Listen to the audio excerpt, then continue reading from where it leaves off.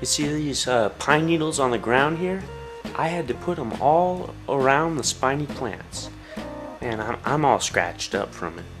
But it's for a good cause, cause the babies, I mean the plants, they need nutrients, and the pine needles decay, and the pine needles give them the nutrients they need.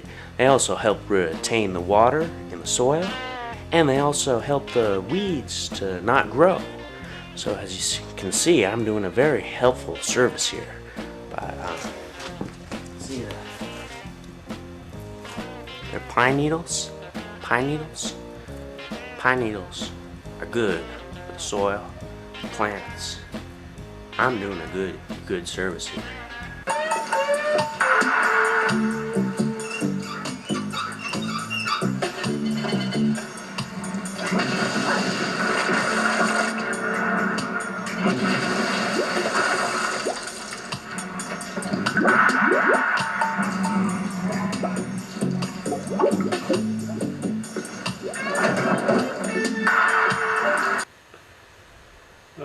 My operating budget consists of payments to a few employees who water, who do what I tell them to do in terms of gardening, as well as new connections of the water pipes, additional water systems, and occasional new greenhouses. Who regularly works here and what do they do? Geronimo lives here and works with me. And there's a couple who work below the succulent garden. I support everything that I do by investments and the books that I publish. My investments are all in innocent things like research outfits, research companies doing technologic studies, mostly cancer therapy and so on, which is a fantastic world now. And it has supported all sorts of things like this, including my publishing, which now supports everything, including a lot of friends of mine. And now I have Nyman Ranch. We started about 8 years ago. The first year was about $600 or $700, and now it's about 40 million. And but the market is the stock market is a mess, so we're not going to go public until the mess straightens out, which may be within a year or so.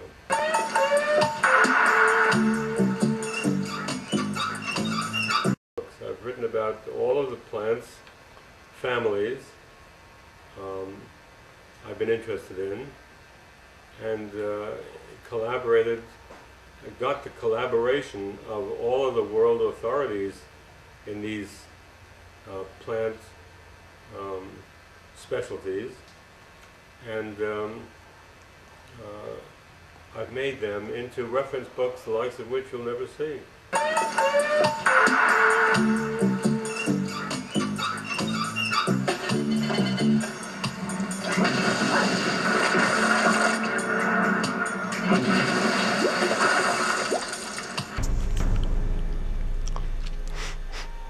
When I think of a invincible superhero, I think of these plants.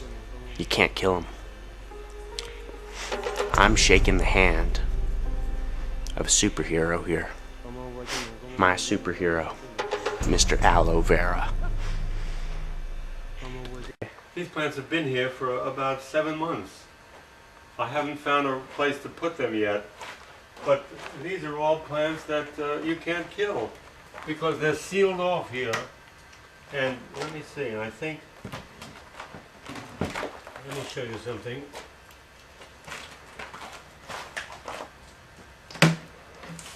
No, this hasn't developed any roots yet, but I can break this off, I can cut this off, this, and this, let them dry and plant them and they'll become huge plants sooner or later.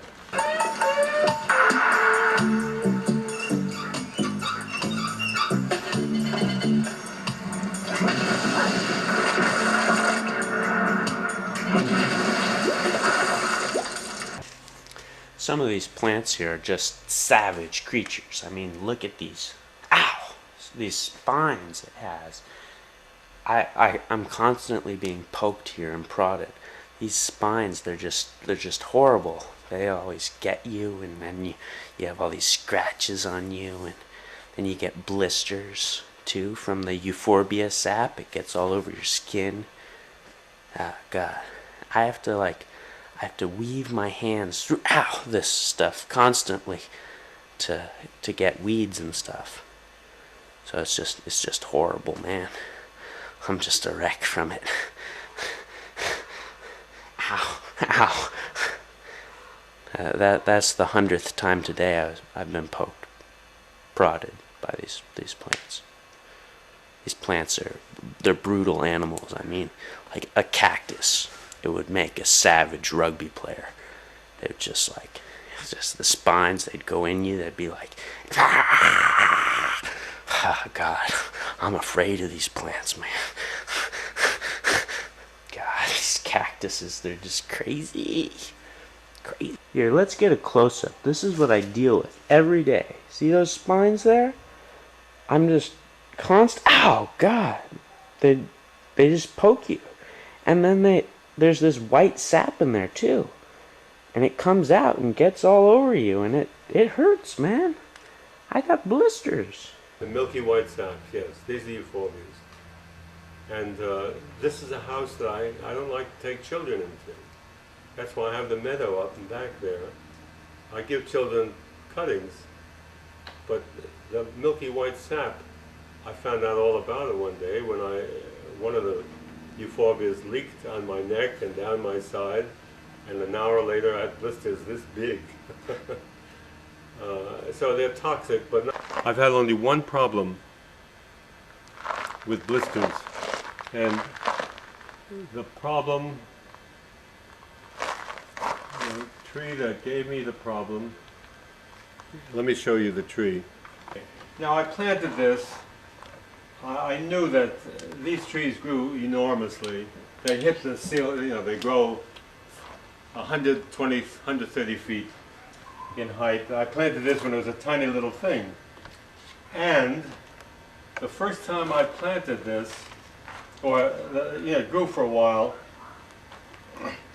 and then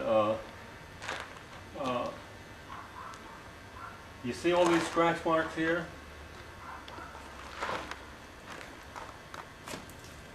You see that white sap? Yeah. You see it running down here? Uh-huh. Okay. I learned about the toxicity of the sap of these euphorbias. I got blisters actually, if I did that here, it would spurt out. The sap would just come right out at me. And when this was very small, I did that. I happened to cut into it, and it hit me on the side here and raised blisters all the way down. I had a pair of shorts on, down my leg and on my chest wall. Anyway, so this is a sap. It's not poisonous in the sense, but it does cause a lot of damage.